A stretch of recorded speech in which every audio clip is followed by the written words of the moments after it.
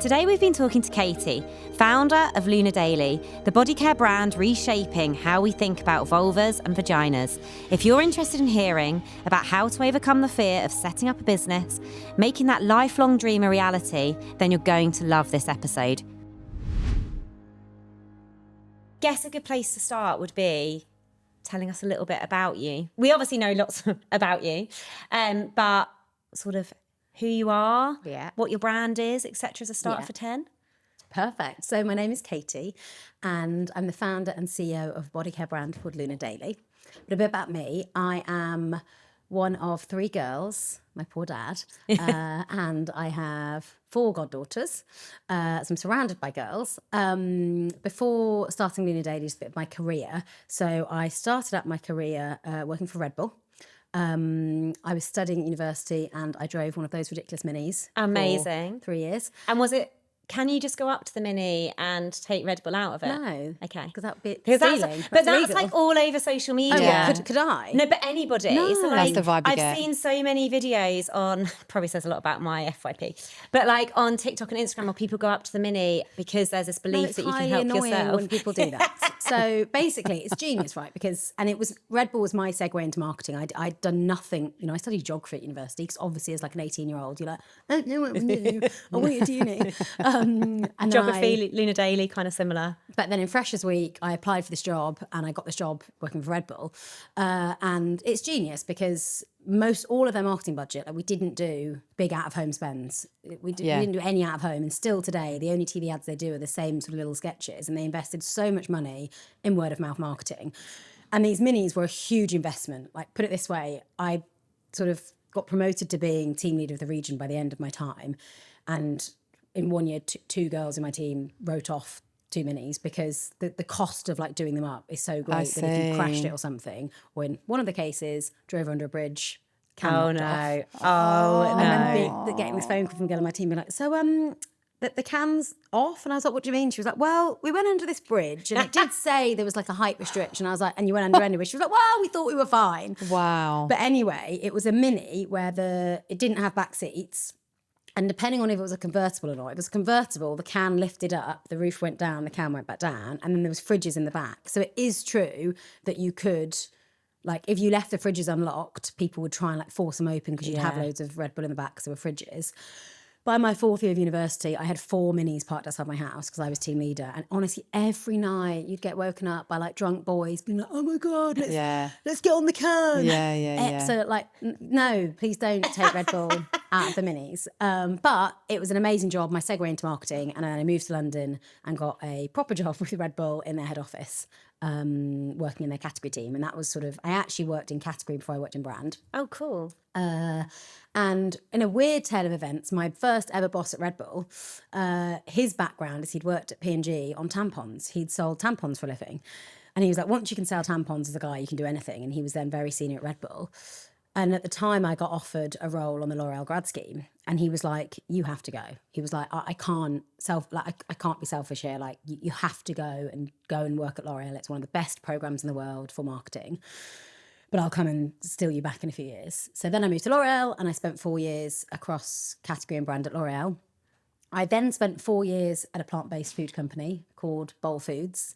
So it's a spin-off of Innocent Drinks. So when Innocent sold to Coca-Cola, world's biggest drinks brand, was only interested in the drink side of the business. And so the guy that was running the food element of the business, remember Innocent Veg Pots? They had back in the day? Yeah, I remember. Sort of like really revolutionised the ready meal category at the time. He did a deal with the Innocent founders and Coca-Cola to reset up this new brand called Bowl Foods, so a new food startup.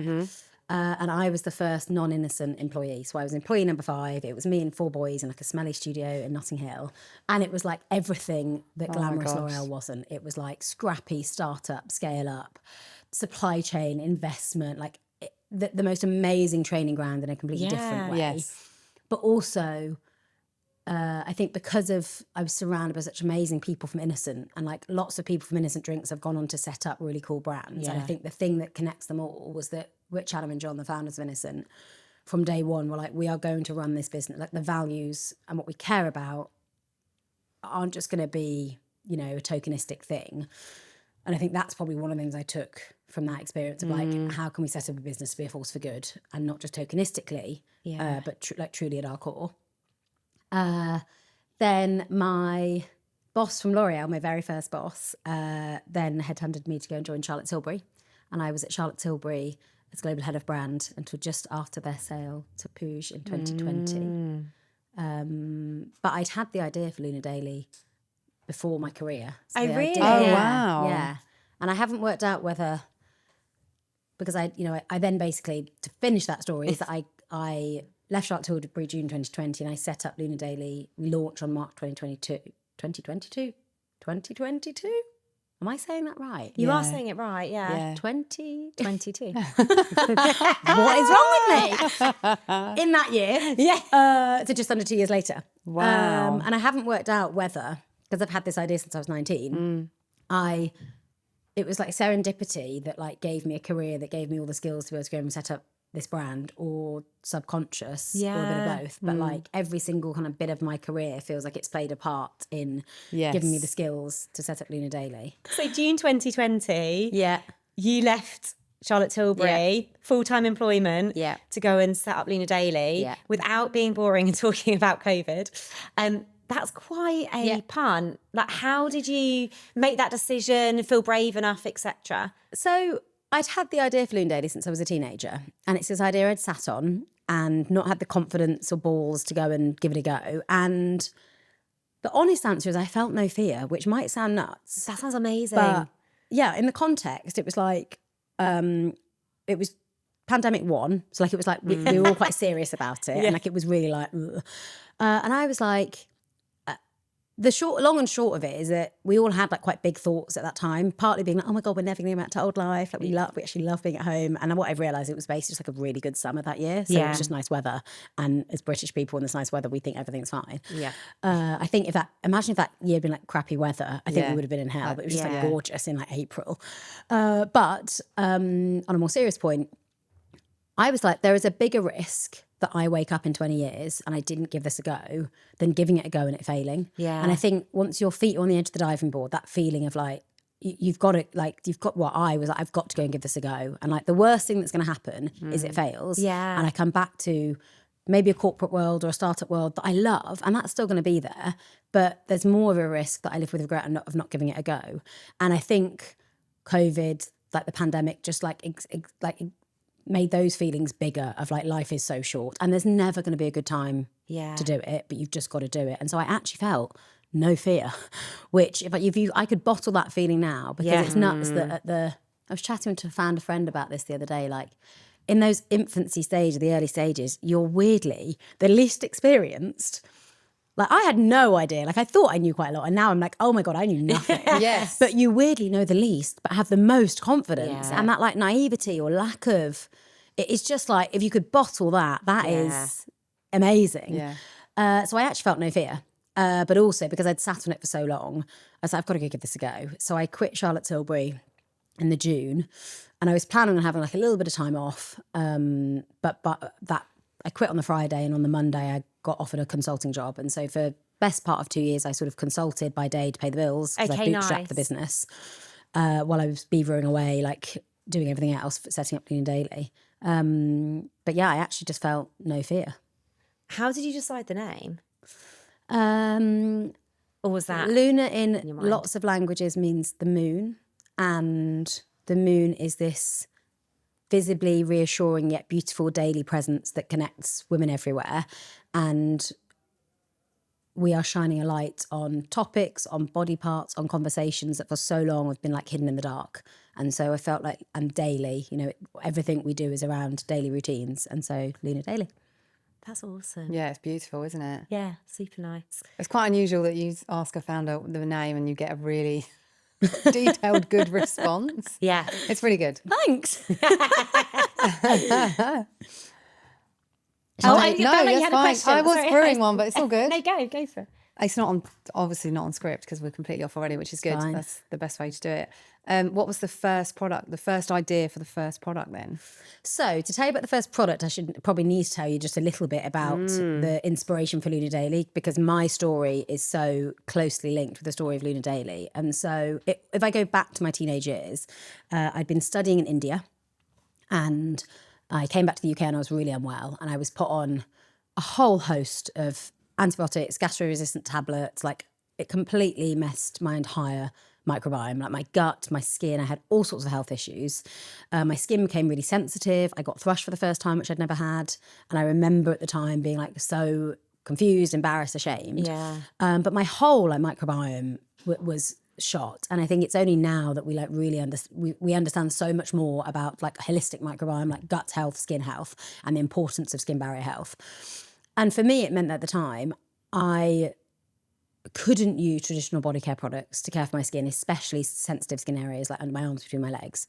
But I had to resort to these products that are like really taboo. And the first product that like inspired the brand was feminine hygiene washes. You know, they are really synthetic, really cheap formulas. They're not enjoyable to use. Often they like cause more problems than do good. But they are also like just shrouded in like shame and stigma. Yeah. And for me, I was like, I couldn't use traditional body care products. I wanted a product that is more than just water to clean myself. But I hated that I had to resort to these products. And so the very first product I developed was called the Everywhere Wash. And it's a microbiome and pH balancing wash that you can use everywhere. So you don't have to have an awkward feminine hygiene product that you probably hide in the cupboard or you peel the label off. And you don't, like what typically people do is they have one body wash that they use on their body, but they kind of, girls sort of stand in the shower and they sort of rub it here and then they kind of go like, and just like feel a bit awkward, like let's just not get it there. Yeah. And then they have to use a feminine hygiene wash for their vulvas. And I was like, why can't we just have one product you can use everywhere that you're not embarrassed to have out in the shower, that is a beautiful formula? Like the formula is like it's like a silky serum texture. Like it's not that like super soapy sudsy that leaves your skin literally feeling like dry and tight. That is beautiful in the shower, like an amazing formulation. So all of our formulas are developed with our medical collective of dermatologists, gynecologists. It's clinically tested. We have a proprietary base formulation called Thermobiome Plus, which is a combination of prebiotics, vitamins, and thermal water. But the inspiration was really my own experience of me hiding feminine products in the cupboard because I couldn't use traditional body products on certain areas of my body. But I hated that I had to have these multiple products. And really, the whole brand has evolved from there. So now, Luna Daily is a microbiome and pH balancing body care brand for everywhere. And we quite uniquely bridge body care and sort of taboo care categories. And taboo care categories can be everything from femme hygiene to categories like deodorant, where like odour and sweat and chafing are still considered like quite awkward and embarrassing. Yeah. And each of the products I've developed, I found it a really enjoyable development journey because each of the products we developed have been products that I wish existed or like I wanted. Like I've always wanted a natural deodorant because I have sensitive skin, but I find that all the natural deodorants just didn't work. And they either didn't work and like I just still smelled. They just didn't work. Yeah. Or the formulas were like dry and crumbly and stained all my clothes. Yes. But then like a synthetic deodorant that's got things like aluminium and other ingredients in, I definitely wouldn't want to use anywhere but under my arms because I'd be scared. But you don't sweat just under your arms. So we developed the all over deodorant. It's where it came from. Similar with the spray to wipe, like from a category perspective, we knew that lots of the category women are using wipes on the go. Like they're rushing from work they're rushing from work to dinner. They're going on a date night and they're like, maybe something's going to happen. Like people are using these and like quite shamefully using these wipes that are like awful for the skin. They leave a horrible residue. They're awful for the planet. And that's where the spray to wipe came from. Yeah. And so it's been a really sort of personal product journey, but one that feels just like so closely linked to what I wanted. Yeah. And then when I became a mum, again, the products that served women at that life stage were just so crap. They were all just like pretty pink packaging and mumsy tone. And I was like, I'm still me. Like, I don't want any of that. And so we have like now a pregnancy postpartum range as well. Which is amazing. Yeah. So have you found that sometimes you've had an intent for like a product, but then actually like reading reviews and things like that, actually you're answering like other queries or issues that people have? Yeah, I think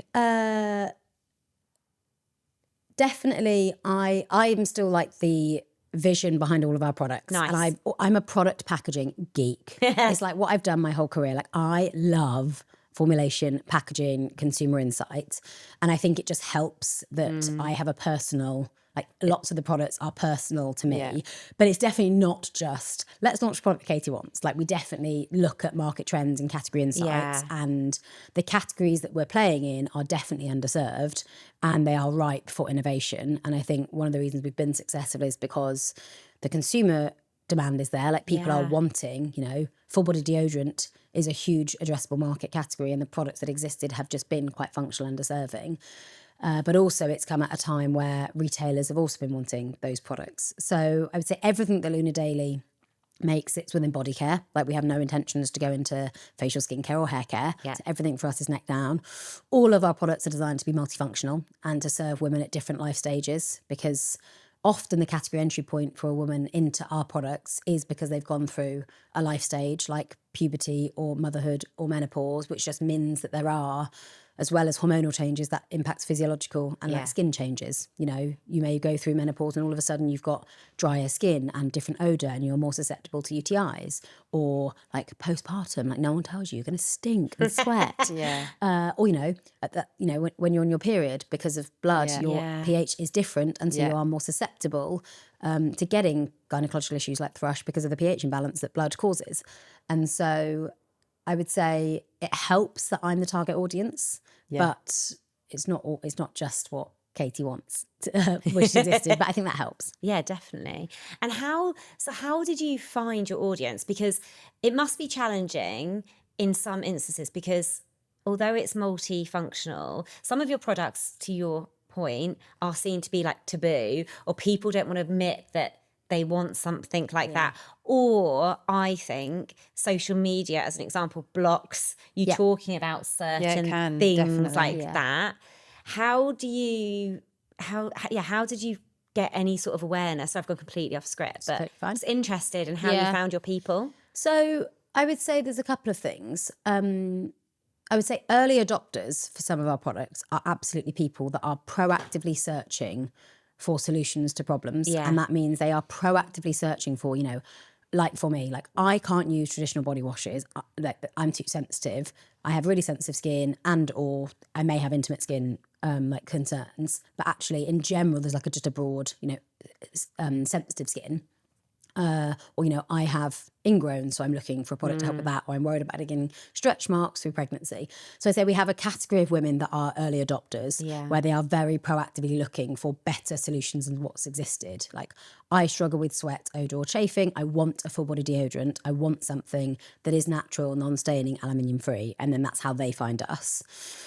I think on a broader level and the bigger total addressable market, it's just the general body care category. And I think that's where we've had success, because, the fact that it's a body wash that you happen to be able to use on your vulva is a very different proposition to this is an intimate wash. Do you know? Yes. Yeah. Yes. And I think that's an opportunity for us, but it also creates a bit of a challenge, because in a world where, so if I think about the early adopters category, for years and years, a few incumbent brands have dominated in the space, and we can all think of those brands in those subcategories. Yeah. And the category is growing, which is great because it means the awareness is growing. But still today, I'm seeing brands come into the space that I believe are deliberately misleading people, either for clickbait, or they are preying on the confusion that women still feel, because ultimately it's been generations of misinformation that's existed. So, for example, and I'm not going into too much detail here, but I think it's interesting. Your vulva and your vagina are quite different. Your vulva is your external skin. It's very similar to skin everywhere else on your body. It's very similar to skin under your armpits, actually. It's why you grow hair in both regions. It has the same pH as the rest of your skin. It's skin. The femme hygiene industry has marketed and lied to women, I think, and said, your intimate skin is a different pH, so you need specific products. That's this, incorrect. yeah. Your vagina is a different pH, which is internal, which never needs to be washed, even with water. So you shouldn't be using any products there. And actually, all of the products that we make and the industry makes are not designed for internal use, because they'd have to be medical devices. And so they wouldn't even be allowed to be used internally. But all of the brands deliberately talk about this like different pH, or like it's perfectly suited to your vaginal microbiome, because they know that women, that's what we've been wrongly taught. Yeah. And so they're going to try and sell them more product. And so they're going to try and sell them a product that probably is going to cause a problem, because then 1 in 3 women are using these sorts of products inside, even though you're not meant to. And then they're then creating the problem to then probably sell them the solution. Yeah. And so the thing that frustrates me is that I see lots and lots of brands doing it, and I see the clickbait, because they're preying on something that, we know now how people search on TikTok is it's like a Google search. Yes. Like, I'm worried about this thing.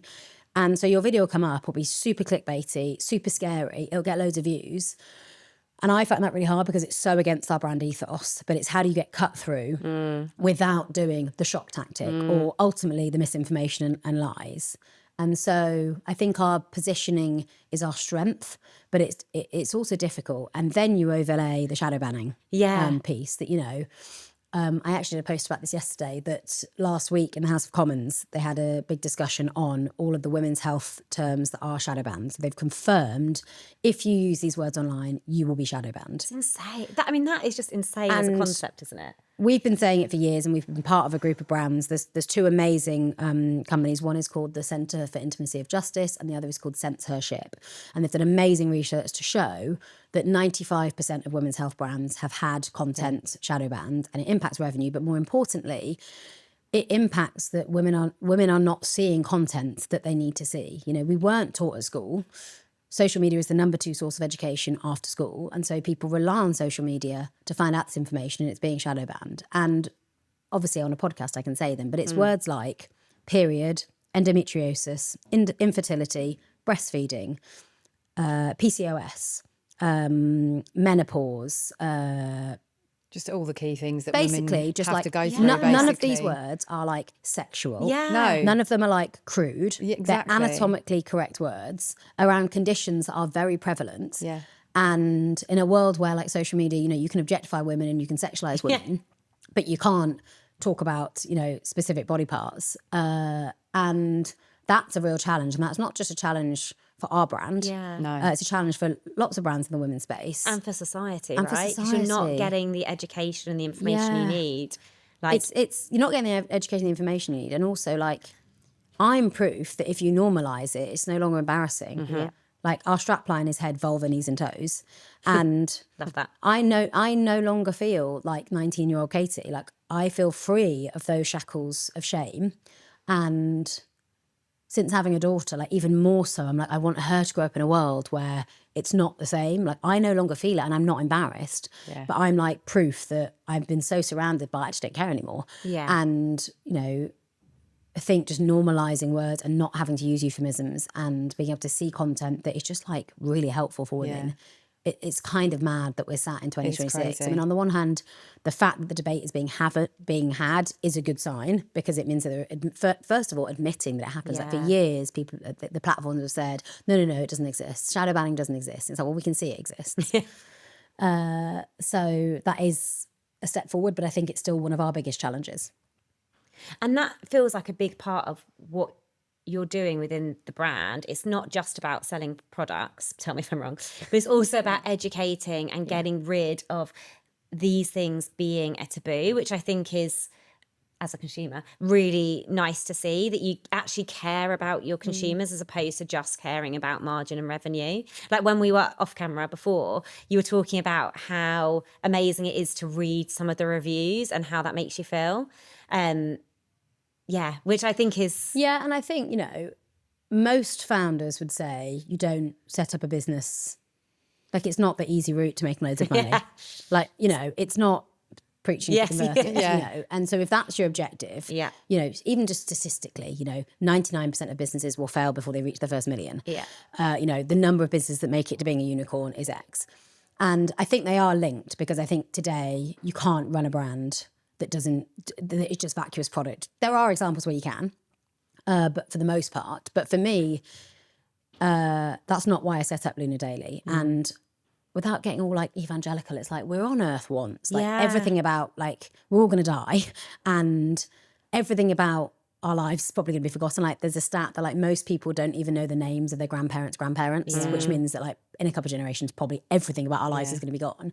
And we spend more time at work than we do anything than maybe sleeping, but in my case, I definitely work more than I sleep at the moment. And so like, if you're going to do something, like do something that like gets you up in the morning, gives you passion, but also like, I don't know, I want to feel proud that like whatever success Luna Daily has, that like I might have made a bit of an impact. And God, don't get emotional, Katie. But when I read the reviews, and having worked in the beauty industry for so long, there is only so emotional someone will get about a new mascara or micellar water or skincare product. But the reviews that people write about our products aren't just like, oh, great new body wash. It's like, I'm 49. I have spent my entire life searching for a product that doesn't irritate my skin. I'm going through the menopause and it's gotten even worse. I discovered your product. I am never going back. Thank you so much. And it's just like, that's why you do what you do, because like, in a world, you know, we are a consumer brand, so there's no denying that we are adding consumers into the world. But for me personally, like it's too hard, like it's grueling and it's hard work and it's, you know, so if you don't have that, I don't know how people survive. Yeah. If it's just for this, like just for money. On the flip side, obviously you have to run a sustainable business model, like you can't be a charity. But for me, that bit is so important. Yeah, I completely agree. I think that's so important, right? It's something we really believe in. Definitely. In terms of like just having some sort of purpose, because you are only here once. Yeah. So you've been running about 4 years, if I can just do my maths in my head correctly. 2022. Yeah, exactly. What have there been any challenges or risks that you've had to take in that time? Today, you mean? Yeah, like? yeah, just this morning since you woke up. Yeah, definitely. I like joke that like every day I feel like I wake up with a fire hose in my hand. Yeah, love that. And like there isn't a planned fire, but every day, I still think every day something happens, and I think your resilience to it just builds. So many. Like I wouldn't even know where to start. Like if you were to say like yesterday, what happened? Biggest challenges. Fundraising. When I first fundraised, I don't come from a financial background. It's not something we were taught. Like it's kind of like politics and mortgages. Like we just weren't taught about any of this. And so fundraising in the first year of running the business, like the definition of building the plane, flying the plane, was really tough. Particular for a couple of reasons. I'd never done it before, so like I didn't understand. I had to learn on the job. It was the year that Liz Truss came into government, and the economy was just like an absolute shit show. I don't know if I can say shit on this, but I've said it twice. Can. So that wasn't great. Yeah. And also, you know, a lot of people I was speaking to were not my demographic audience. Yeah, you know. that must be really challenging from a... I've heard about this It was a like lot. challenging and liberating, and it is. I also do have a positive spin on this as well. That like, yes, there's no denying. You know, you'd get on calls and people are like, well, I'm obviously not your target audience. And I was like, no, you're not. But I bet you have a girlfriend or a mother or a wife or a daughter that has a vulva and has a body. Let me send you some product. Go, let them try them, and then let's have another chat. And Nice, more I often love than that. not, they That's come a back. great tactic. But also, you know, investors are commercially minded and they can see the data, and they can see, you know, within beauty, you know, women are 80% purchase drivers, and these are categories that they can see are in amazing growth. And so there's definitely a commercial opportunity. But on the flip side, I would say there's no denying that the stats against women raising money are horrific. Like less than 2% of all funding goes to women. So for every pound that's raised, 2p. But so there's no denying those stats. But I feel like I've got a couple of positive stories, and I think it's important to share those as well. Like I have fundraised and I've got incredible investors. The last fundraise I did, I was pregnant, and everybody said to me, don't tell them you're pregnant, like get the money in the bank before you tell anybody. And I was like, well, it's a pretty relevant update. And like, you know, It's not really how you wanna do I business, probably is it? could have gotten away with doing that, but it just didn't feel right to me. And I didn't set out on like the right trust. And like, so I told them before any money was transferred. And my existing investors that were investing were brilliant. Like it didn't impact anything. You know, obviously I had to come with, oh, here's the plan of what's practically going to happen. And I overfunded and I raised quite a bit more money. And it also meant I had a hard deadline on a fundraise. Yeah. So I was like, well, this fundraise has to stop in 2 weeks because it has to. So either you're coming in or you're not. And I think it really helped with the momentum of it not dragging on. And so I think amongst the like, there is this overwhelming negative narrative. I think There it is is. important to also share positive narratives where there are amazing investors out there who are investing in women, who are supporting women, men and women. And, you know, it's not all awful. But what I love is you really care about your values. Like in the whole conversation today, everything comes back to what are you trying to achieve and what your values are. And it feels like that leads a lot of your decision making. And I Yeah. feel like it's really refreshing to hear that, yes, you've over fundraised, but also you did it being like authentic and true to yourself and what you believed in, rather than like putting on chinos and a shirt Yeah. and you Exactly. know, hiding that bump under, I don't know, Yes. like a gilet, Yeah. and trying to conform to get the outcome. And I think, Yeah. that's just really nice to hear, because quite often, again, this is slightly negative, but women have to try and shape themselves to be men in Yeah. order Yes. to move forward. Yeah, So it's yeah. really Yes. refreshing Yeah. to hear. And do you have any advice about that side of things? If somebody's sat here listening and either wants to fundraise or is starting their own business? I would say specifically on fundraising, in the same way, you know, we revise for stuff at school, like you do need to become an expert. You need to Yeah. understand the fundraising landscape, and you also need to be really clear what type of business you want to run. That like a venture-backed style growth business is very different to another style of business. Like, do you definitely need funding? Yeah. And if you do need funding, what are the funding options? Because venture equity, which is where you give away a percentage of a company to external investors, is one model. But depending on your stage of growth, like business loans or debt financing or there are other, you know, not every business is right for venture funding either. So I think really understanding the funding landscape, like, and really understanding what's in it for them as it is in for you. Like, it's the same if you launch into retail. Like, you've got to understand, like, what does the retailer want? It's not just about what you want. Then picking, like, it really is a two-way partnership of like picking the right investors. That you are giving people an opportunity to come into something potentially amazing. It's not just that you're taking cash. Like, what is the value beyond cash? So having the confidence to know that it's a two-way thing. Yeah. And to know that you're also Yeah. interviewing them. Totally. Yeah. And then I think the thing that I've just become more comfortable with for me is like just being myself. That, like, to your point earlier of like women having to act like men. I remember I did a panel in the very early days, and this woman came up to me at the end in front of a group of women, and she's like, yeah, it's really cool that you fundraise, but do you think it's just because you're good looking and they wanted to like, have sex with you? Oh my God. A woman said this to me. No way. I was like, sorry, I've just stood on stage and did quite a vulnerable account of how difficult I found this, and you've come up to me and said, do I think it's because I'm good looking and they wanted to have sex with me? Do you know how, like, what do you even want me to say? Like, so Wow. that I think, you know, and that was from a woman. So what I mean by that is I've just become more comfortable with just being myself, and that Yeah. like how I'm going to run this business is just me, and that, you know, it's with Luna Daily, like my personal brand, which even that sounds a bit wanky, but like they are so closely linked. Yeah. But my strength is just being myself and operating like myself as a leader, holding myself to my values and just doing things in my way and not trying to be like too corporate. I remember this video went viral. So basically, quick story. These influencers that I'd never even met discovered our product in Sephora. This video went viral, and I just reached out to them. We were like chatting, voice noting, and then I just, by complete chance, I was in New York in a restaurant at the same time as them. It wasn't really a restaurant, but it was like a club, like a beach club on a Friday afternoon. It was like 5 p.m. and I had a gin and tonic, and I was wearing like linen, and my hair was in like a top knot, my sunglasses around my neck. I like did not look like CEO vibes, but I saw them and I was like, oh my God, I've got to go over. My friend was like, don't think you do. You've had a gin and tonic, and I was like, no, I have to. Like these videos got like 10 million views. I was like, I have to go over.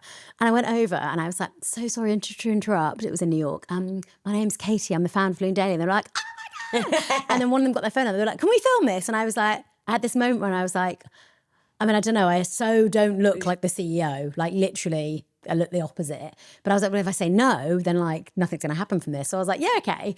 And then they filmed this interaction of me just being like, I just had to come over and say like, thank you so much. Like you have changed my business. Like you sold me out, like blah, blah, blah. And then nothing happened. And I was like, okay, well, maybe they just thought it was like bad. And then like a few weeks later, they put this content up. And I remember my first feeling being like, oh my God, like people, the TikTokers, they're gonna rip me apart. They're gonna be so nasty to me. Like, do you know what I mean? The TikTokers, like the comment, you know, I've come here for the comments vibes. And again, that went viral. It got like 1 million views. And luckily, people were like really nice. But I think it was, and I just got a bit more comfortable. Just like, just be me. Like, it doesn't matter. That's great. It doesn't matter. Like, and probably what people like is just the authenticity. Yeah, which I hate that word. No, but like, I'm sorry. Not what? No, But just but like you not. being you. Yeah, exactly. We all need more of that in this world. Yeah, I do still Definitely. kind of wish I'd taken my hair out the top knot, but you know, whatever. No regrets. No regret. If you were to give advice to anyone else that's a bit scared to start up and follow their dream, If your feet are on the edge of the diving board, I'm going to qualify this. Like, there are also practical realities. Like, I now have a family and a mortgage. Like, you can't just go like, I'll just quit it and do it. Do you know what I mean? But if your feet are on the edge of the diving board, and if you think there is a bigger chance that I'm going to live with the regret not giving this a go and failing than not doing it, go and do it. Like, just go and give it a go. And like, enjoy it. Like, enjoy it. It's quite cliche that people say, like, you'll look back on the early years, but like, genuinely try and enjoy it. Because each stage is so different. But I blinked and I've run Luna Daily for 4 years. And so like genuinely try and enjoy it. And be really clear what your values are outside of work. Because when things are going well, as a founder, I find I could work all hours every day. Obviously no one's telling me to. I do it because I love it and I want to. And it's quite addictive. Like, you want to, but you need to have those things in place that give you joy, that aren't work, and have those like barriers, guardrails in place for when it's difficult, because otherwise you'll burn out. Yeah. Like, I've been to see Coldplay an embarrassing number of times. I'm aware it's embarrassing. How many? Maybe like 5 with my husband. But like, when we're there, we're just like, we love you, Chris. And like, we think about, I don't think about anything for 2 hours. That's great. That is and it's good. just like being at a gig with like no phones, like completely immersed, and like really working out what your values are that are not work, so that when it is intense, which it will be, you've worked out what those things are and you have them in place. Because otherwise, like, you risk, and I've done it, where you burn out because all you do is work, and you've sort of forgotten what else, like, what do I do that brings me joy? Yeah. Because every evening that's all I do. So that would be my other advice. Yeah. Amazing. Thank you so much. Thanks This for has been having me. great. Love chatting to you.